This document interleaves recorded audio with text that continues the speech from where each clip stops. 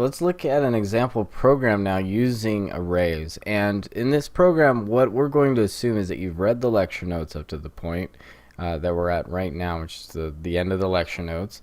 And you're not, an expert with arrays. You're not even on the intermediate level. We're still on the beginning level. But you have at least read through the lecture notes. So that's what's kind of expected going into it. So I'm going to do my best to walk through the material without hashing out the lecture material. This is more as an exercise of applying the knowledge. So let's take a look at a program. And in this program, what we're going to do is we're going to make an array. We're going to grab a random number and stick this in an array. And then what we're going to do is once we have enough of these random numbers, we'll grab 5 random numbers. We're then going to stick it in a function that then is going to count a number that we're looking for. So we're going to say, how many times do we see the number 2 or the number 5 or so on? Okay, so that's what we're going to do with another function. And then we'll use a third or a second function rather to print out all of the results just so that we can see them in line. So that's kind of what we're going to do. This kind of goes along with the assignment to a certain extent, so it will help kind of apply the knowledge and kind of get you kind of going, aha, so that you can manipulate this further with the assignment. Okay, let's go ahead and just set up the program. Now I know since I said that I'm going to be using random numbers, I'm going to elect to use seedtime for this. I'm going to go ahead and seed the random number generator with time. So I'm going to go ahead and include seedtime. I don't need seedtime for the rand function. That's just, again, if you want to seed the random number generator with time. So that's all that's for. Okay, I'm going to go ahead and write my main function here.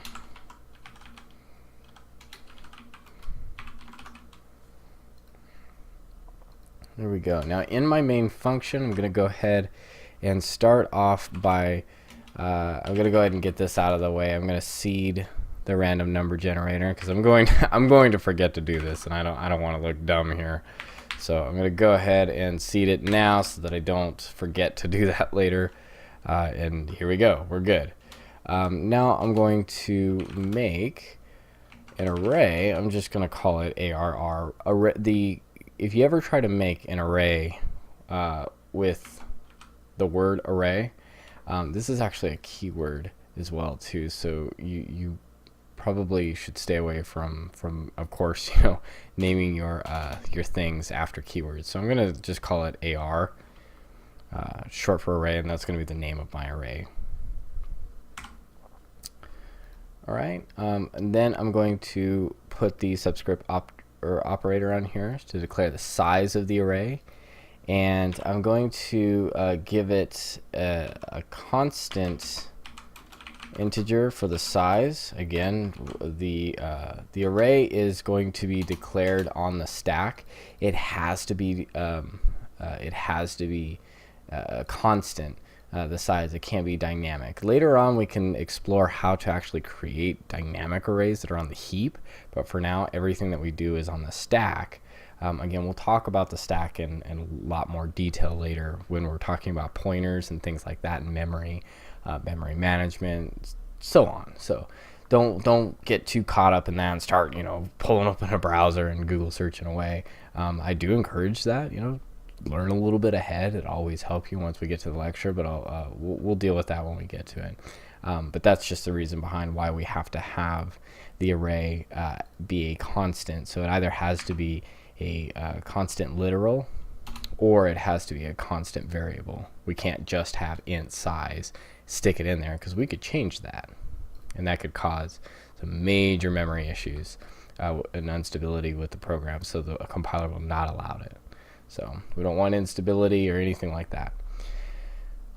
So we're going to go ahead and stick size in here. I'm going to give this a size of 5. So we're going to have an array that is 5 elements large. So we're going to be able to stick 5 values inside of this array. Okay? And those 5 values are actually going to be random numbers. There we go. So let's go ahead and make a for loop.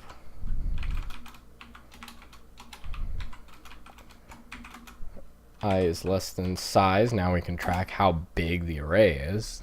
Isn't that neat? All right. I++, and I'm going to go ahead and just put braces in here. And I'm going to have AR with I, element I, is assigned with, and this is where I'm going to do the random number pull. I'm going to have rand, whoops, there we go. Okay, rand, and then I'm going to have the modulus operator here help me set my range. Now, just real quick, if you're kind of getting confused on why this is, and let's say we want this between, how about random number between 1 and, well, if there's only 5 in here. Let's make this between 1 and 3. Okay. But going back to this here, if you want a random number between a range, we'll say 1 and 3. This here is going to yield you between 0 and 2. Why? Well, because this is giving you the remainder of the division between this number, which is going to be a random number, probably in the thousands, divided by 3, what is left over? So if it divides by 3, that means it will be divisible, not a remainder, and that's not going to give you the range, right? So this would give you 0s through 2, so if you put 1 on the end of that, here it's going to do this, but then at the end, add 1. Perfect, right? So that takes it from 0 to 2 now to 1 to 3. Perfect, that's the range. Now, if you had a more complex range like 50 to 100, then you would just have to offset this by 50. Make sense? Hopefully it does. If not, we can talk about that on a side discussion. No problem. Okay, so there we go. Now we are assigning this between 1 and 3. All good. And yeah, let's continue on. So I'm going to, now that I got this set up, okay, I want to go ahead and make a function called print list. Okay, void print list.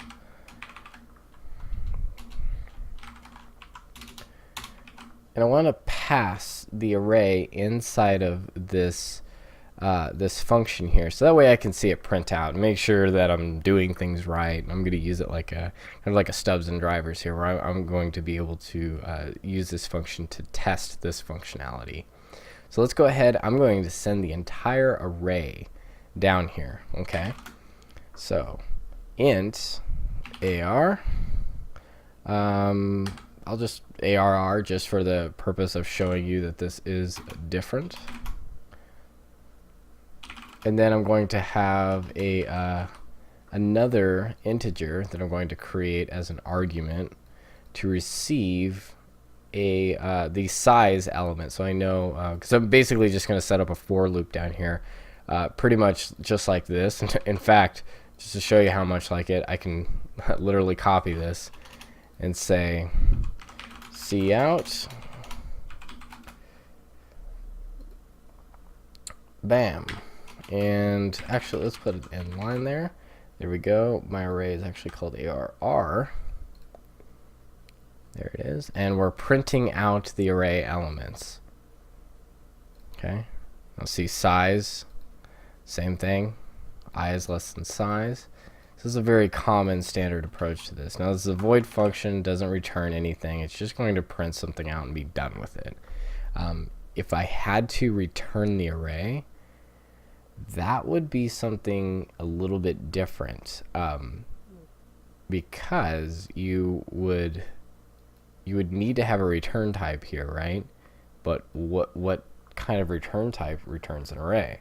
That is kind of a trick here because you can't return the array from the function. Just as it sits right now within the language, you can't do that. So you can't return the language back. Now, once we visit pointers, we can talk a little bit more about returning locations. Now, an interesting thing here that I actually want to do, I want to go ahead and see out this this memory address of this variable here. So how would I do that? Well, I'm going to go ahead and put this line in here. ARR. And this is going to be the contents of ARR. Now notice how I left these subscript operators off. I just called it by the identifier. Let's look at this. This is going to be very interesting. Okay, I'm going to do the exact same thing up here. Is it called AR? AR. Okay, there we go. I'm going to have a build error. Why did I do that? There we go. Cool. Let me get this prototyped so that I don't throw this gigantic build error here telling me that I'm an idiot. Here we go. I think I got everything sorted.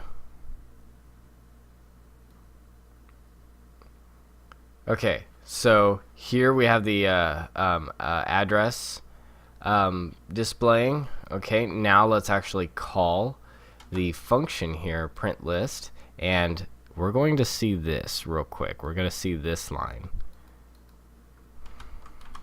Okay, here we go. Print list, and I'm going to pass it AR. I'm going to pass it size. Okay, so we're actually going to see this print the entire contents of the array, and we're going to see it print out the identifier. Okay, so let's step through this real quick. We just printed out the identifier of the array that we created inside of main. Okay, and we get this really weird looking value. Okay.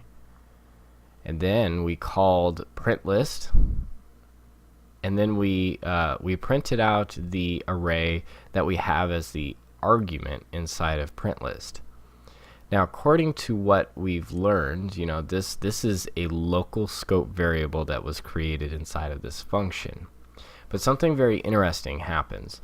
Now, whenever you leave off the subscript operators here, those subscript operators access the elements contained within the array, but the identifier of the array is actually a memory address. So when you pass an array, see this right here in this print list here, when you pass an array, you leave off these subscript operators here, these square brackets. You leave off the square brackets because when you're sending it, you're actually sending the memory address to where the array is located.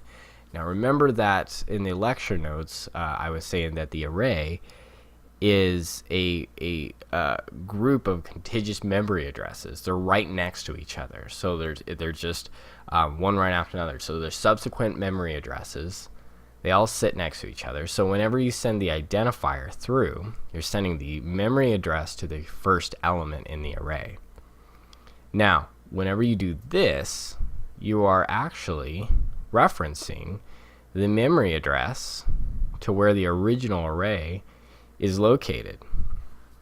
Now, this is where this kind of comes back to what I was saying earlier about if you were able to return the array from the function.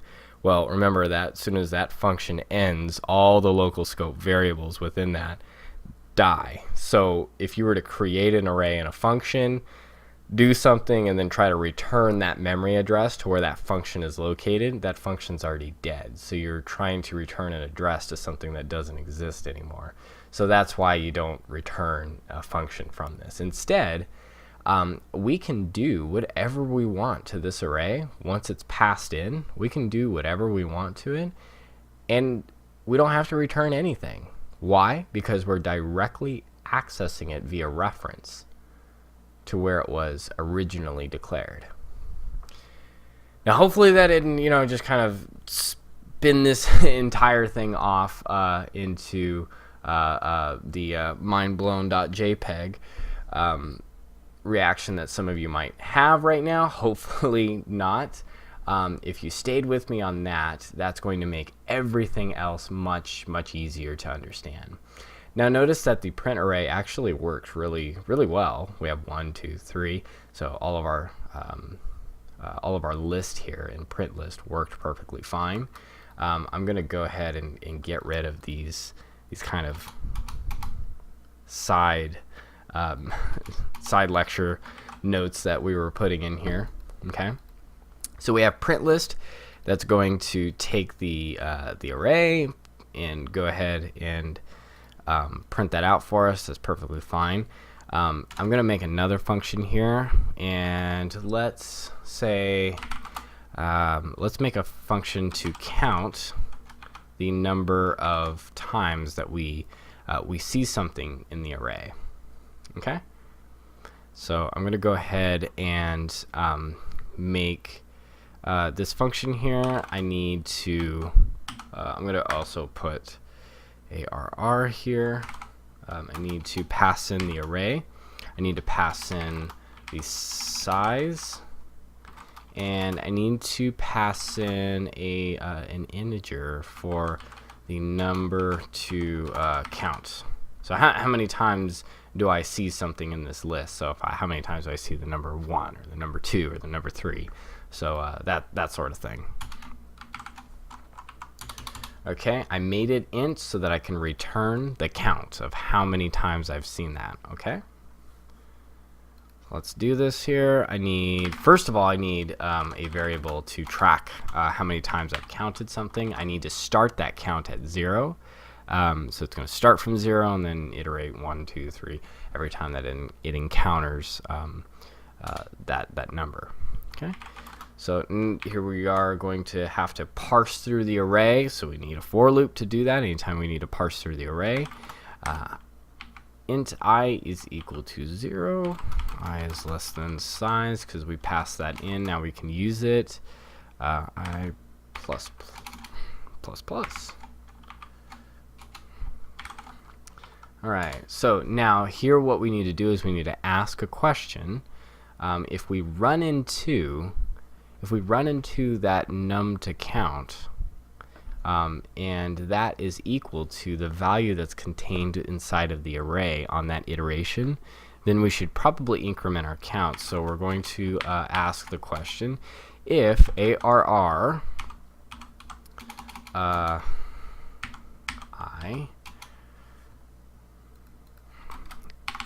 is equivalent to, sorry, my microphone is covering my keyboard, and I can't actually, my hands are all kind of weird, kind of reaching underneath it. Num to count. All right, I gotta move this. I gotta move this. Hang on. There we go. Okay, num to count.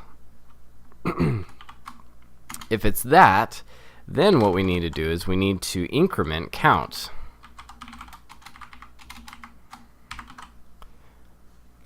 All right, so we'll just add 1 to count. And once that's all done, that looks good, we can just go ahead and simply return the count. That's simple. All right, so there we go. That's that. Since we're done with this, I'm going to close this drawer. Let's make one more function. This is just to prove the point, and hopefully this kind of clicks, because you will actually have to figure out a way to do something in an assignment that kind of uses this a little bit. So you might have to modify an array. And here's a void function, so we know that we're not going to be able to take the array, do something, and then spit the array back out. So let's say, let's take the array and we'll initialize it first to 0. Why are we doing this? Just to prove a point. We don't need to. We're just doing it. Okay. Let's do reset array. And in this array, we're going to get past the array. And an int size. Gotta remember to prototype all these functions at the end here. Sometimes I get too eager when I get talking, and then just hit build. Okay, reset the array. We need to have a for loop. For loops and arrays, they go together. It's just how it is. Int I equals 0, I less than size, I plus plus. Okay, and then we're going to take ARR, and we're going to set it, the I element, we're going to set each element equal to 0. Simple enough. Okay, I'm going to go ahead and start to prototype all of this here, since I'm going to forget to do this. And I think I'm done with functions.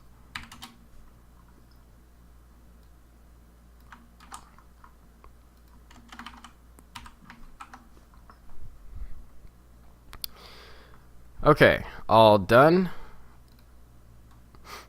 Alright, so let's do this in order here. What I'm going to do is I have the for loop. It's going to grab a random number, stick it inside of the array. Before I do that, I'm going to call that reset array. Okay, so reset array.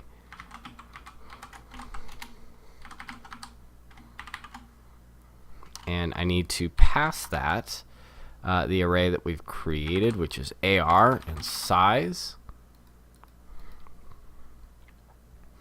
Okay, now to prove that this works, I'm going to actually call print list, and I'm also going to send it the array AR size.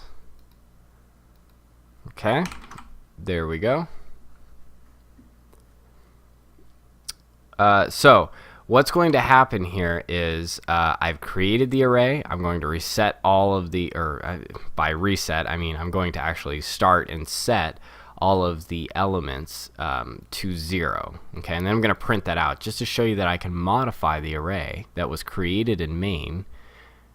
I'm not returning it. I'm not doing anything, but I have reference to the memory address. Remember, this is a direct link here. There's reference here. So I'm going to reference the original memory address of where that is created inside of main. The values will be modified. I'm going to print that out. And once I print that out, then I'll go ahead and move on to actually putting random numbers in there. We'll print it out again just so you can see the random numbers. Lastly, I'm going to call our final function, which is count it. Okay, and then we need to pass AR, size, and what number do we want to count? I'm going to choose 3. Okay, so our number range is from 1 to 3. How many times do we have 3 occur in there? Okay, so I'm going to see out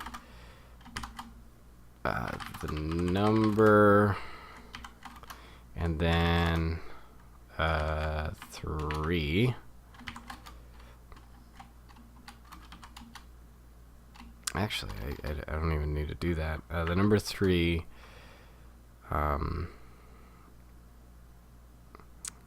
count is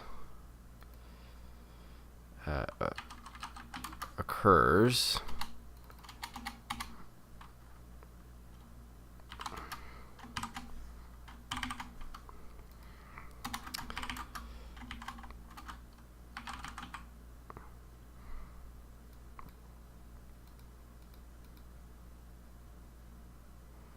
okay, and we're all done.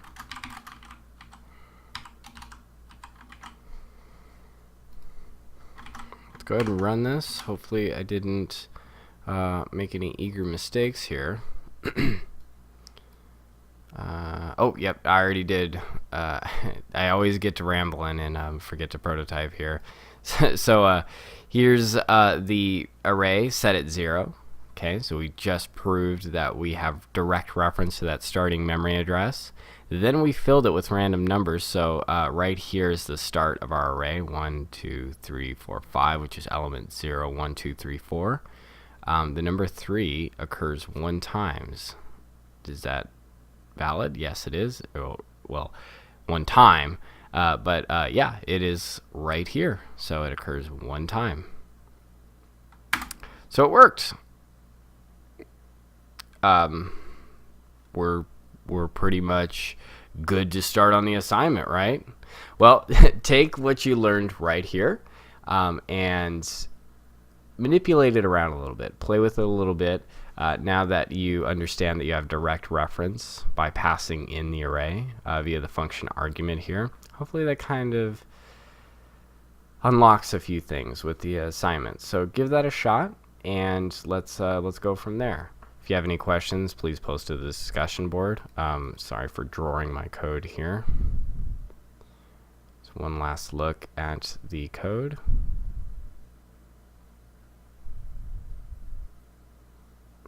Let me actually go ahead. I'm going to go ahead and post this code alongside the video as well, so that way you can look through it. Okay. Thanks, guys, and please post any questions to the discussion board. Thanks, and have a good one.